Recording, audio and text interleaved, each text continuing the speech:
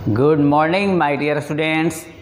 देखिए, आज इस वीडियो लेक्चर में हम लोग जानेंगे पार्ट्स ऑफ स्पीच के बारे में। मीन्स वर्ड्स के कितने कैटेगरीज होते हैं, कितने काइंड होते हैं, इसी के बारे में हम लोग जानेंगे।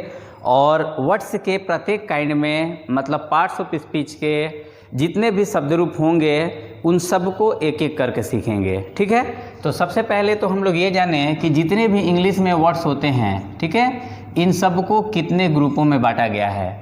तो देखिए, इंग्लिश में जितने भी वर्ड्स हैं इन सबको 8 कैटेगरीज में बांटा गया है, यानी 8 रूपों में बांटा गया है। ठीक है, इसे ही इस वर्ड्स के 8 कैटेगरीज को, रूपों को ही हम लोग इस नाम से जानते हैं, मीन्स पार्ट्स ऑफ स्पीच के नाम से जानते हैं। ठीक है, तो यानी अगर मैं सीधा क्वेश्चन करूं कि बताओ पार्ट्स ऑफ स्पीच कितने होते हैं, तो बहुत सारे जो स्टूडेंट्स हैं ये जवाब देने में सक्षम है, एबल है कि 8। लेकिन जैसे ही मैं ये पूछूं कि बताओ वर्ड्स को कितने ग्रुप में बांटा गया है, तो बहुत सारे बच्चे कंफ्यूज हो जाते हैं। तो आप ये बात क्लियर कर ले कि जो वर्ड्स हैं इन्हीं को 8 ग्रुपों में बांटा गया है। अब इंग्लिश में लगभग 5 लाख से भी ऊपर वर्ड्स हैं, और इन सब वर्ड्स को आखिर 8 ग्रुप में क्यों बांटा गया है। तो देखिए, जितने भी इंग्लिश में वर्ड्स होंगे, सपोज मैं यहाँ पर लिखता हूँ राम, ठीक है, दूसरा वर्ड मैं लिखता हूँ ही, तीसरा वर्ड मैं लिखता हूँ गुड, फिर मैं लिखता हूँ गो के बाद स्लो, डैट, टू, ओह। ठीक है, तो ये जितने भी मैंने यहाँ पर वर्ड्स लिखा, देखिए जितने भी वर्ड्स मैंने लिखा हुआ है, जैसे राम, ही, गुड, यानी इन सबको अगर देखा जाए और आपसे ये पूछा जाए कि बताओ ये सारे हैं क्या, तो आप इन सारे को क्या कहेंगे? इन सारे को कहेंगे कि ये सारे शब्द हैं, यानी वर्ड्स हैं। अब आइए, इस वर्ड्स में अगर हम राम को केवल देखें तो देखिए, राम चूंकि एक नाम है, तो जो नाम वाला वर्ड होता है ऐसे को हम लोग नाउन में रखेंगे। जितने भी नेम होते हैं, यानी all naming words are called noun, तो हम लोग क्या किए कि चूंकि राम एक नाम है, मैंने इसको बताया कि नाउन है। ही क्या है? तो देखिए, राम के बदले में मैं ही का प्रयोग कर सकता हूँ, या अगर ये किसी लड़की का नाम होता तो मैं सी लिखता। मीन्स ये नाउन के जगह पर आने वाला शब्द है। तो जो भी नाउन के स्थान पर आने वाला शब्द होता है वैसे को हम लोग बोलेंगे प्रोनाउन। ठीक है, अब आइए, जो गुड है ये विशेषता बताएगा, या तो ही की या तो राम की, यानी मैं बोल सकता हूँ कि राम अच्छा है या वह अच्छा है। तो यानी वह अच्छा है या राम अच्छा है में अगर देखा जाए तो गुड क्या काम कर रहा है? विशेषता बताने की। तो यह आपका एडजेक्टिव है। ठीक है, इसको एडजेक्टिव नहीं पढ़ेंगे, डी को साइलेंट करके पढ़ेंगे, एडजेक्टिव। ठीक है, एडजेक्टिव नहीं पढ़ेंगे, एडजेक्टिव पढ़ेंगे। ठीक है, इसके बाद जो गो है ये वर्ब है। अगर स्लो की बात करें तो ये एडवर्ब है।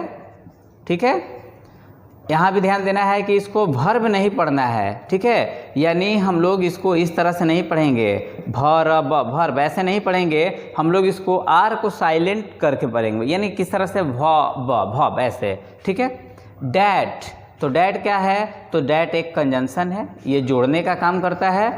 ठीक है, ये जोड़ेगा, 2 शब्दों को जोड़ सकता है या 2 सेंटेंस को जोड़ेगा। तो 2 शब्दों को जोड़ने वाला या सेंटेंसेस को जोड़ने वाले शब्द को हम लोग क्या बोलेंगे? कंजंक्शन। जैसे डैट हो गया, एंड हो गया, और भी बहुत सारे हैं। टू एक प्रीपोजिशन है। ठीक है, एंड ओह जो है यह एक्सक्लेमेटरी वर्ड है, मीन्स इंटरजेक्शन है। तो इस तरह से आपने देखा कि जितने भी मैंने शब्दों को यहाँ पर लिखा था, इन शब्दों का नेचर जानने का प्रयास किया गया कि राम आखिर है क्या, तो एक नाउन है। ही क्या है? तो एक प्रोनाउन है। तो इस तरह से हम ये कह सकते हैं कि जितने भी इंग्लिश में वर्ड्स हों, यानी 5 लाख हो, 10 लाख हो, जितने भी वर्ड्स हों, इन सभी को 8 कैटेगरीज में बांटा गया है। और इन्हीं शब्दों को हम लोग, जितने भी यहाँ पे रूप के शब्द आए, इन सब को हम लोग क्या कहते हैं? Parts of speech. यानी पार्ट्स ऑफ स्पीच का हिंदी जानने का अगर हम लोग कोशिश करें तो क्या होगा? शब्द रूप। ठीक है, पार्ट्स ऑफ स्पीच का हिंदी क्या होता है? शब्द रूप। ठीक है, तो इस तरह से वर्ड का यदि काइंड आपसे पूछा जाए या पार्ट्स ऑफ स्पीच का काइंड पूछा जाए, तो इन सब का एक ही कैटेगरी, 8 ही कैटेगरी हुआ, जिसको हम लोग शब्द रूप के नाम से जानेंगे। तो हम लोग इस तरह से डिफाइन कर सकते हैं स्पीच को। हम लोग इस तरह से डिफाइन कर सकते हैं, ऑल वर्ड्स इन इंग्लिश, यानी अंग्रेजी में जितने भी शब्द होते हैं, ठीक है, are divided into 8 categories, groups भी कर सकते हैं, अकॉर्डिंग टू का मतलब के अनुसार, अकॉर्डिंग टू दियर वर्क, ठीक है। अकॉर्डिंग टू दियर वर्क का यहाँ पर मतलब है कि जितने भी शब्द हैं जिनको 8 भागों में बांटा गया है, तो क्यों बांटा गया है, तो उनके वर्क के अनुसार, यानी उनके ये जो जितने भी आप शब्द यहाँ पर देखें ये वर्क के अनुसार बांटे गए हैं, ठीक है। इसको हम लोग आगे समझेंगे। According to their work they are called parts of speech. Clear है? देखिए डेफिनेशन मैंने क्या तैयार किया कि all words in English are divided into 8 categories according to their work they are called parts of speech. यानी अंग्रेजी में जितने भी शब्द होते हैं उनके वर्क के अनुसार यानी काम के अनुसार उन्हें 8 भागों में बांटा गया है, जिन्हें हम लोग पार्ट्स ऑफ स्पीच यानी शब्द रूप के नाम से जानते हैं। अब ये शब्द रूप तो आप लोग यहाँ पर देख लिए, लेकिन हम लोग इसको और ढंग से समझेंगे कि जैसे नाउन जो है इसका अर्थ क्या होगा, और एक शॉर्ट डेफिनेशन के साथ इसको समझेंगे। काइंड्स ऑफ वर्ड्स का मतलब है कि जितने भी वर्ड्स के कैटेगरीज हैं, जैसे noun, pronoun, adjective, verb, adverb, preposition, conjunction, interjection. Conjunction इसको नहीं पढ़ना है, कंजंक्शन पढ़ना है, इसमें सी को साइलेंट करके पढ़ना है। जैसे मैंने बताया था यहाँ पर कि एडजेक्टिव जो है इसमें डी को साइलेंट करेंगे यानी एडजेक्टिव पढ़ेंगे, वर्ब में आर को साइलेंट करेंगे। उसी तरह से कंजंक्शन नहीं पढ़ेंगे, इसमें सी को साइलेंट करेंगे यानी कंजंक्शन पढ़ेंगे, ठीक है। तो ये जितने भी वर्ड्स हैं, वर्ड्स के काइंड्स हैं, जैसे नाउन का हिंदी जो है देखिए मैंने संज्ञा लिखा हुआ है, प्रोनाउन का सर्वनाम, इस तरह से जितने भी हिंदी हैं ये सारे आपके पीडीएफ फाइल में या जो असाइनमेंट आपको प्रोवाइड किए जाएंगे उसमें रहेंगे। साथ में हम लोग इसको शॉर्ट में यहाँ पर डिफाइन कर लें। जैसे नाउन कहेंगे किसको, तो noun is a naming word, यानी दुनिया में जितने भी नाम हैं उन्हीं को हम लोग इंग्लिश में नाउन कहते हैं, ठीक है। तो यानी जितने भी वर्ड्स होंगे उसमें कुछ वर्ड्स तो ऐसे होंगे कि जिसमें कुछ क्या बहुत सारे ऐसे वर्ड्स होंगे जिनमें नाउन होंगे। नाउन का मतलब जैसे मैं बोलूँ पंखा, मैं बोलूँ क्लास, केपी सर, बहुत सारे ऐसे, तो ये सारे नाउन होते हैं। Pronoun replaces a noun, means pronoun का क्या काम है, सर्वनाम का क्या काम है कि यह नाउन के बदले में आने वाला शब्द होता है, ठीक है। नेक्स्ट है एडजेक्टिव यानी विशेषण, क्वालिफाइज मतलब विशेषता बतलाता है, और नाउन और प्रोनाउन यानी जो नाउन और प्रोनाउन दोनों के बारे में कुछ ना कुछ विशेषता बताए, यानी कुछ कहे तो वैसे को हम लोग एडजेक्टिव कहेंगे, ठीक है। यानी मैं ये बोलूँ कि he is a good student, तो देखिए मैंने यहाँ पर ही की यानी प्रोनाउन की विशेषता बताई, या ही के जगह पर किसी लड़के का नाम बोलूँ, यानी मैं ये बोलूँ कि Pankaj is a good boy, तो पंकज यहाँ पर नाउन का यूज किया गया। विशेषता बताने वाला शब्द जो गुड है यह एडजेक्टिव कहा जाएगा, ठीक है।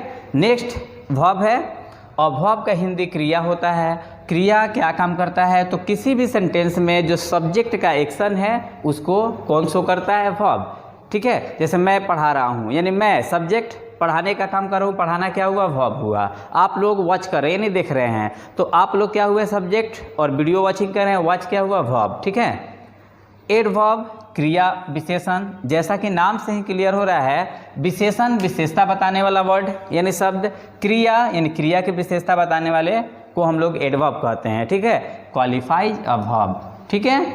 नेक्स्ट है प्रीपोजिशन, संबंध सूचक, ठीक है, इज अ रिलेटिंग वर्ड, यानी यहाँ पर मैंने शॉर्ट में इसको डिफाइन किया कि preposition is a relating word, यानी संबंध बताने वाला शब्द कौन होता है, प्रीपोजिशन। यानी मैं ये बोलूँ कि he is coming from Patna, यानी वो पटना से आ रहा है, तो देखिए रिलेट किसको किया जा रहा है, फ्रॉम से किसको, ही को, पटना से, ठीक है। तो जितने भी प्रीपोजिशन होते हैं जैसे टू, ओवर, इन, ये सारे ऐसे होते हैं कि जो संबंध सूचक अव्यय होते हैं। अव्यय यहाँ पर आप लिख सकते हैं अ, व, य, ठीक है। इसी तरह से इसमें भी लिखा जा सकता है।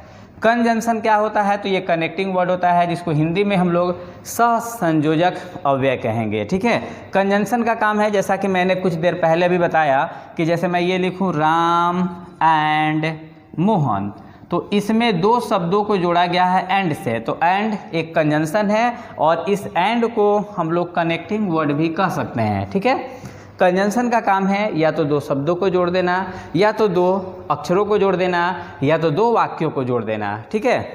इंटरजेक्शन क्या काम करता है, इसका अर्थ है विस्मयादि बोधक। देखिए सडन फीलिंग वर्ड्स, यानी अचानक से आपके माइंड में जो फीलिंग्स आते हैं उसी को हम लोग इंटरजेक्शन या एक्सक्लेमेटरी वर्ड कहते हैं। ठीक है, क्या कहेंगे, इंटरजेक्शन या एक्सक्लेमेटरी वर्ड। यानी मैं पढ़ा रहा हूँ और पढ़ाने के दरमियान यदि मेरे बॉडी पर, सिर पर कहीं कोई छिपकली गिरे तो मेरा किस तरह का फीलिंग होगा। यानी छिपकली यहाँ पर गिरी हुई है और मैं इसको देखूंगा, वाओ, ऐसे तो नहीं बोलूँगा।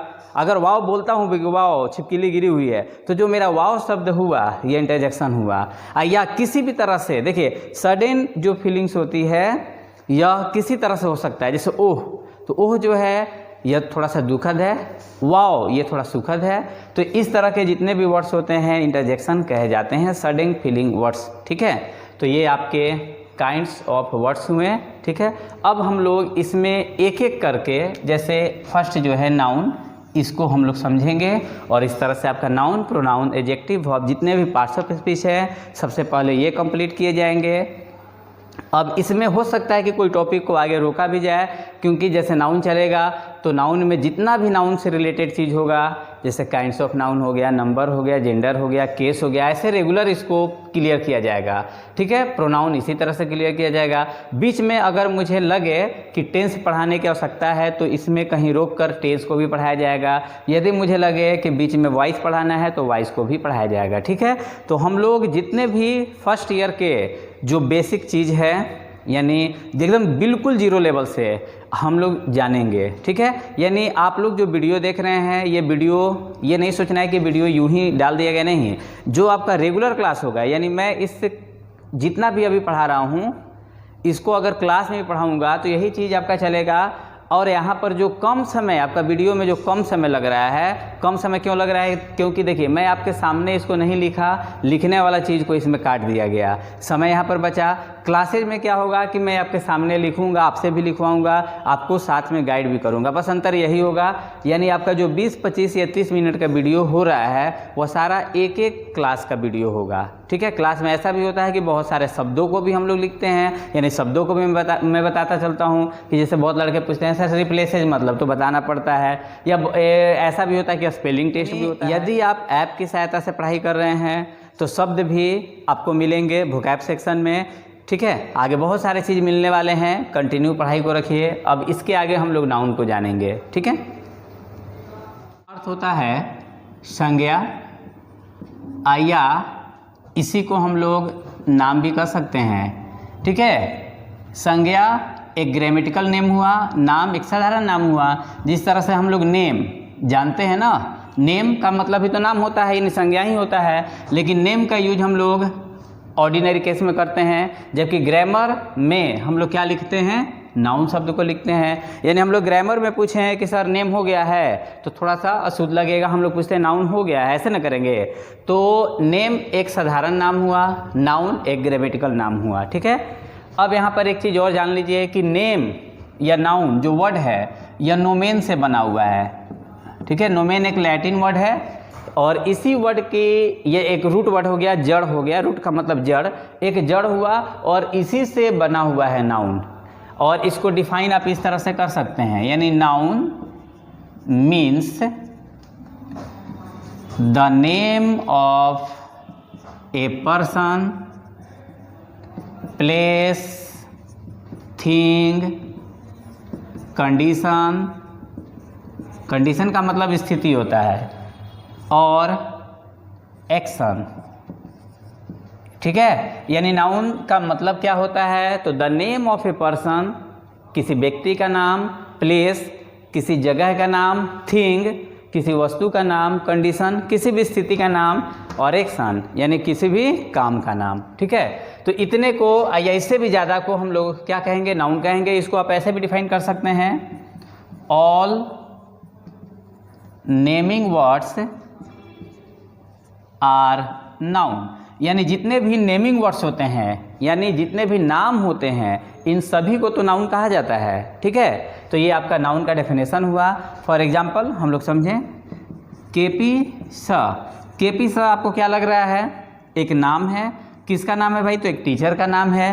तो केपी स एक नाउन हुआ और इस नाउन में अगर ये पूछा जाए कि केपी सब पर्सन है, प्लेस है, थिंग है, कंडीशन है, तो एक पर्सन का नेम हुआ।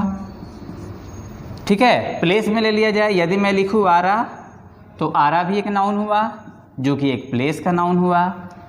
थिंग, अगर वस्तु की बात करें तो मोबाइल बहुत ज़्यादा यूजफुल है ना जी, तो मोबाइल जो हुआ एक थिंग हुआ। अब कंडीशन की यदि बात करें तो कंडीशन में देखिए क्या हो जाएगा, यदि मैं लिख दूँ इलनेस, ठीक है, तो इलनेस क्या है, एक कंडीशन है। ठीक है, या मैं लिख दूँ हार्डनेस, क्या है, एक कंडीशन है। यदि मैं लिख दूँ चाइल्डहुड, एक कंडीशन है। एक्शन, तो एक्शन में यानी ऐसे नाउन आते हैं जो वर्ब से बने होते हैं। ठीक है, तो एक्शन में वर्ब से बने में जैसे आप ले सकते हैं मूवमेंट, है ना, मूव से बना हुआ है मूवमेंट। ठीक है, तो इस तरह से जितने भी ये नाउन है ये सारे, यानी आप ये कह सकते हैं कि जितने भी नेमिंग वर्ड्स होते हैं ये सारे नाउन कहे जाते हैं। ठीक है, देखिए अब हम लोग ये जानेंगे कि नाउन्स जो होते हैं उनको पहचाना कैसे जाए। तो इंग्लिश में जितने भी नाउन्स हैं, यानी जैसा कि मैंने बताया कि यदि 5 लाख वर्ड्स हैं इंग्लिश में, तो उनमें बहुत सारे ऐसे हैं कि जो नाउन का काम करेंगे। अब उस नाउन में किस वर्ड को, यानी जैसे मैंने यहाँ पर नाउन सब लिखा हुआ है, बहुत सारे ऐसे शब्द मिलेंगे कि जो देखने में इसी के जैसा लगता है लेकिन वो नाउन होता नहीं है, तो नाउन को पकड़ा कैसे जाए। तो देखिए इसके 2 तरीका है। एक तो जैसे यदि किसी स्टूडेंट्स के बारे में, यदि आपके बगल में कोई स्टूडेंट्स बैठा है, आपका जैसे फ्रेंड हुआ, तो उस फ्रेंड के बारे में आप कैसे जानते हैं, उससे रूबरू होते हैं। रूबरू का मतलब कोई उससे कुछ ना कुछ आप बातें करते हैं, उसके बारे में जानते हैं, तब ना उसके सारे बैकग्राउंड को आप समझ पाते हैं। बिल्कुल इसी तरह जितने भी इंग्लिश में वर्ड्स होंगे हम लोग उसका यूज करेंगे, यानी उसको जानेंगे, सीखेंगे डिक्शनरी की सहायता से। और उनमें से कुछ ऐसे हैं कि जिनको देखकर ही अनुमान या पता लगाया जा सकता है। जैसे कि कुछ लोगों को देखकर हम लोग पता लगा लेते हैं कि यह व्यक्ति यह हो सकता है। जैसे साधु को अगर देखा जाए तो जो बड़े बड़े दाढ़ी रखते हैं, बाल रखते हैं, गेरुआ वस्त्र को धारण करते हैं, तो हम लोग क्या करते हैं, देखते ही पहचान लेते हैं कि ये साधु है। तो बिल्कुल इसी तरह से जो नाउन्स वर्ड होंगे, कुछ पहचान यदि ऐसा मिल जाए तो हम लोग नाउन को पहचान भी सकते हैं, लेकिन सारे को नहीं पहचाना जा सकता, कुछ को पहचाना जा सकता है। और इन नाउन्स को पहचानने के लिए हम लोग जानेंगे सफिक्सेज को, यानी सफिक्स को। ठीक है, तो सफिक्स क्या होता है, तो किसी भी शब्द के अंत में लगने वाला वर्ड होता है। जैसे यहाँ पर मैं एक वर्ड लेता हूँ चाइल्ड। ठीक है, तो चाइल्ड एक वर्ड हुआ और इसमें हुड मैंने जोड़ दिया। ठीक है, तो हुड जो है ये चूँकि बाद में लगने वाला ये वर्ड नहीं है, इसको हम लोग वर्ड नहीं बोलेंगे, इसको अफिक्स बोलेंगे। अफिक्स का मतलब होता है शब्दांश, यानी शब्द नहीं, शब्दों का अंश। शब्दांश किसको बोलते हैं, अफिक्स को, शब्दों के अंश को बोलते हैं। तो सफिक्स की सहायता से हम लोग नाउन की पहचान कर सकते हैं। सफिक्स मतलब कि कुछ वर्ड के अंत में कुछ ऐसे शब्दांश होंगे जिनको याद करना होगा, और यदि आप याद कर लेते हैं तो बहुत सारे नाउन वर्ड को पहचान सकते हैं। वे कौन कौन से सफिक्सेज हैं, यदि ये पता चल जाए तो नाउन को पहचाना जा सकता है। तो देखिए कौन कौन से हैं। ANCE, यानी किसी वर्ड के अंत में ANCE लगा है तो वह वर्ड नाउन होगा। या MENT, यानी जिसमें MENT लगा है वह भी नाउन होगा। CEITY, या सिर्फ Y। ठीक है, NESS नेस, या Y हो गया, NES हो गया, ION हो गया। ठीक है, यानी यदि किसी वर्ड में ION लगा है तो वह भी क्या हो जाएगा, नाउन होगा। या यदि किसी वर्ड में ING लगा है तो वर्ब भी होता है, और वर्ब का जो ING फॉर्म होता है वो नाउन का भी काम करता है, तो ING वाले भी नाउन हो जाएंगे। ठीक है, तो यानी ये ANCE, MENT, CEITY, Y, NESS, ION, ING, एक मैंने यहाँ पर पीछे बताया हुआ है हुड, HOOD, ETC। तो ये शब्दों को ये सफिक्सेज को यदि आप याद कर लेते हैं तो लगभग ये मान के चलिए कि नाउन वर्ड किसी सेंटेंस में पकड़ा जा सकता है। और नाउन यदि आप शब्द पकड़ लेते हैं, यानी शब्दों का नेचर आप जानने लगेंगे, तो इंग्लिश और आसान होने लगेगा। ठीक है, सफिक्स की सहायता से, यानी जो मैंने अभी सफिक्सेज बताया, इसकी सहायता से आप पकड़ सकते हैं कि वो नाउन है या नहीं है। जैसे यदि मैं लिखूँ परफॉर्मेंस, तो देखिए परफॉर्मेंस में CE लगा हुआ है, यानी जो परफॉर्मेंस वर्ड है, आपसे पूछा जाए कि परफॉर्मेंस क्या है, यानी क्या है का मतलब कि यहाँ पर आपके पास कितने क्वेश्चन बन सकते हैं, 8। यानी हो सकता है कि नाउन हो सकता है कि प्रोनाउन हो, एडजेक्टिव हो, वर्ब हो, एडवर्ब हो, प्रीपोजिशन हो, कंजंक्शन हो, इतने हैं ना। तो आपको बस यहाँ पर देखना है कि सी लगा है, इतना नहीं भटकना है, ये क्या है, नाउन वर्ड है। इसके पहचान से क्लियर हो गया।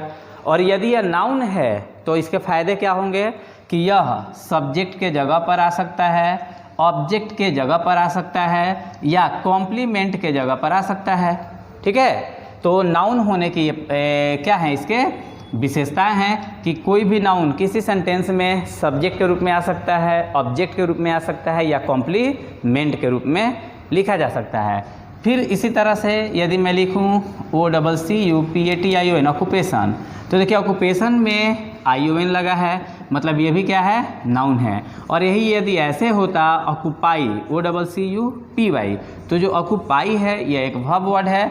ठीक है, तो हम लोग नाउन को पहचानना इस तरह से जानेंगे सफिक्सेस की सहायता से। ठीक है, इसके बाद हम लोग जानेंगे कि जो नाउन होते हैं, यानी जितने भी नाउन्स होते हैं उनको कितने कैटेगरीज में यानी कितने भागों में बांटा गया है। तो देखिए सबसे पहला कौन सा नाउन होता है, प्रॉपर नाउन। सबसे पहला रूप होता है प्रॉपर नाउन। सेकेंड में हो जाएगा कॉमन नाउन। थर्ड में कलेक्टिव नाउन। फोर्थ में मटेरियल या एब्स्ट्रैक्ट भी आप रख सकते हैं, कहीं भी इसको रख सकते हैं। तो ये आपके proper noun, common noun, collective, material, abstract क्या हुए, नाउन के ये 5 रूप हुए जो कि ट्रेडिशनल इंग्लिश के अनुसार बांटे गए हैं। ट्रेडिशनल का मतलब पुराने, आप कह सकते हैं कि पुराने इंग्लिश ग्रामरियन के अनुसार इसको 5 वर्गों में बांटा गया है। जो मॉडर्न है, मॉडर्न मतलब नए, जो नए ग्रामरियन है, इन 5 को 2 ही ग्रुपों में बांट दिया। जो इसमें से गिनने वाला है, जैसे प्रॉपर को गिन सकते हैं, कॉमन को गिन सकते हैं, कलेक्टिव को भी गिन सकते हैं, तो इसको रखा गया है काउंटेबल में मॉडर्न के अनुसार। और मटेरियल, एब्स्ट्रैक्ट को हम लोग बिल्कुल ही नहीं गिन सकते हैं, तो इसको हम लोग रखेंगे अनकाउंटेबल नाउन में। काउंटेबल मतलब जिसको गिना जा सके, अनकाउंटेबल जिसको नहीं गिना जा सके। चूँकि इसको गिना जा सकता है तो यह 1 भी हो सकता है, 2 भी हो सकता है, या 2 से ज़्यादा भी हो सकता है। ठीक है, यानी यह सिंगुलर भी हो सकता है और प्लूरल भी हो सकता है, सिंगुलर भी हो सकता है और प्लूरल भी। काउंटेबल नाउन जैसे बॉय गिन सकते हैं, बॉयज गिन सकते हैं, बॉय सिंगुलर हुआ, बॉयज प्लूरल हुआ। पेन सिंगुलर हुआ, पेन्स प्लूरल हुआ। अनकाउंटेबल हमेशा सिंगुलर होता है। अनकाउंटेबल मतलब जिसको हम लोग नहीं गिन सकते हैं, जैसे वाटर, तो वाटर को हम लोग गिन नहीं सकते हैं। ठीक है, ऐसा कर सकते हैं 3 पानी 4 पानी, ऐसा तो नहीं कर सकते हैं। ठीक है, तो जिसको हम लोग गिन नहीं सकते हैं तो वैसे को हम लोग सिंगुलर में रखेंगे, यानी इसके साथ आने वाला वर्ब भी जो होगा वो सिंगुलर होगा। जैसे वाटर, तो वाटर के साथ हम लोग आर का यूज नहीं करेंगे, इज का यूज करेंगे, सिंगुलर हो गया। ठीक है, तो proper noun, common noun, collective noun countable थे।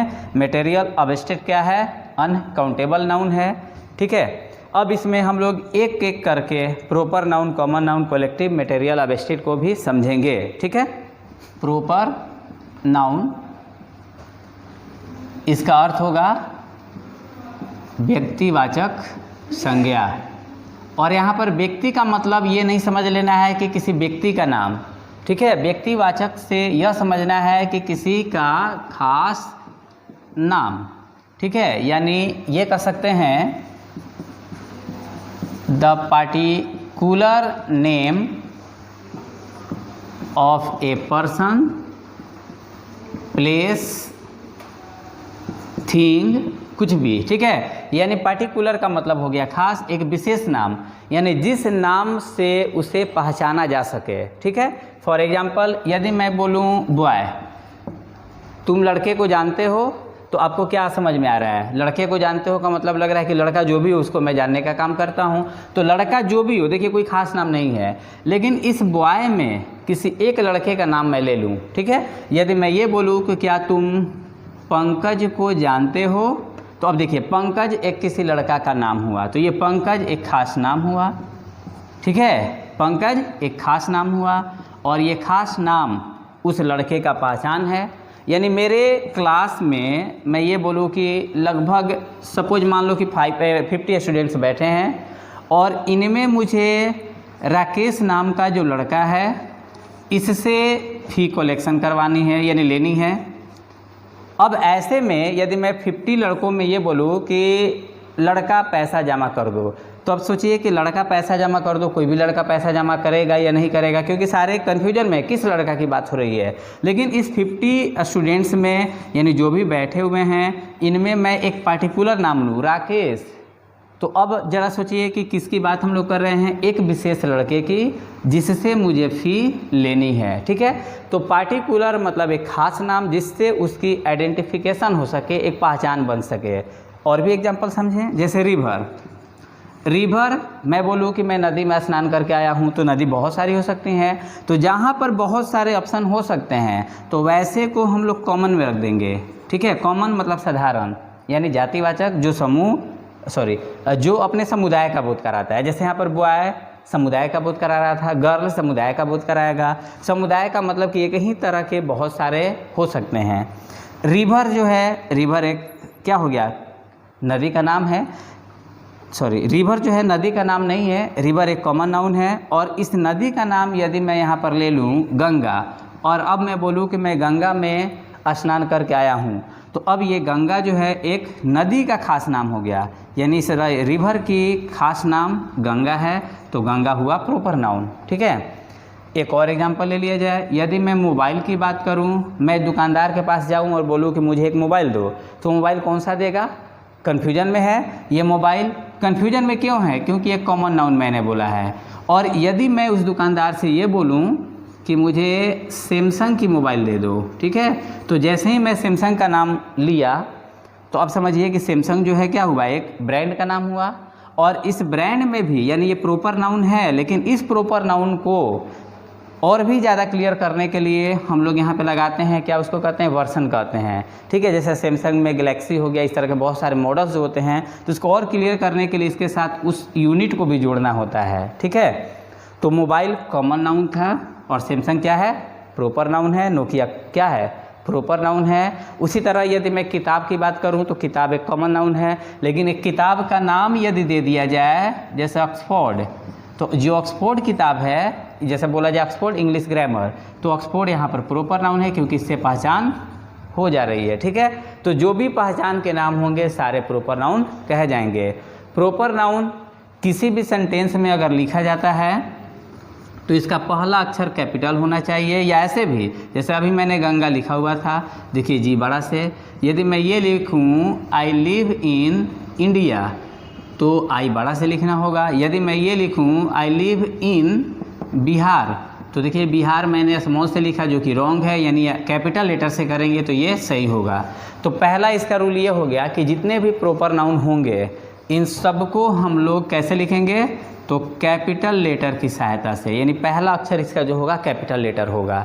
ठीक है, दूसरा इसका नियम ये हो जाएगा कि जितने भी प्रॉपर नाउन होते हैं, ठीक है, जितने भी प्रॉपर नाउन होंगे इन सब के साथ आर्टिकल का यूज हम लोग ज़्यादातर नहीं करते हैं, यानी ज़्यादातर का मतलब कि सामान्यतः नहीं करते हैं। कुछ ऐसे होंगे जैसे गंगा है दलेगा, लेकिन बहुत सारे नामों के साथ आर्टिकल का यूज नहीं किया जाता है। और तीसरा इसका ये नियम हो जाएगा कि जितने भी प्रॉपर नाउन होते हैं, ठीक है, चूँकि सिंगुलर रूप में यूज किए जाते हैं, तो इसलिए इनके साथ जो हम लोग वर्ब यूज करेंगे वह भी क्या होगा, सिंगुलर वर्ब होगा।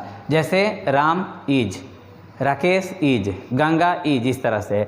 तो इज के जगह वाज भी लिखा जा सकता है, या जो सिंगुलर वर्ब होगा उसका यूज किया जा सकता है। तो ये प्रॉपर नाउन के बारे में आप लोग समझें।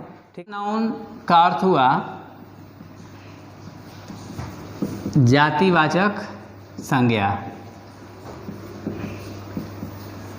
ठीक है, कॉमन नाउन क्या होता है, कॉमन नाउन कॉमन नेम होता है। कॉमन नेम का मतलब, कॉमन का मतलब ही होता है साधारण। ठीक है, साधारण, यानी आप ये भी कह सकते हैं कि the noun which denotes an ordinary name of a person, place, thing, etc.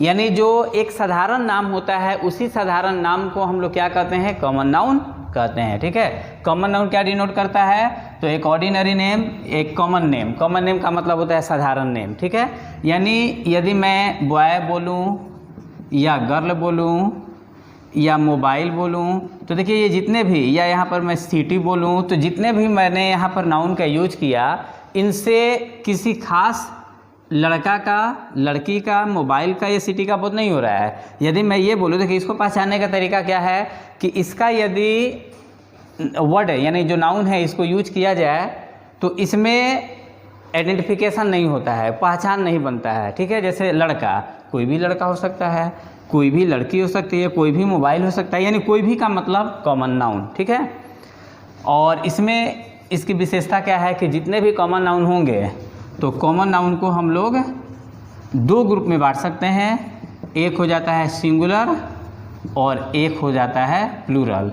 इसमें कैपिटल लेटर का यूज करना ज़रूरी नहीं है, यानी यह सेंटेंस में अगर सेंटेंस को पहले शुरुआत करते हैं तो पहला अक्षर कैपिटल होगा, और कॉमन नाउन यदि कहीं भी आता है तो इसको कोई मतलब नहीं है कि पहला अक्षर कैपिटल हो या बड़ा शुरू को छोड़कर। ठीक है, यानी स्मॉल में लिखा जा सकता है।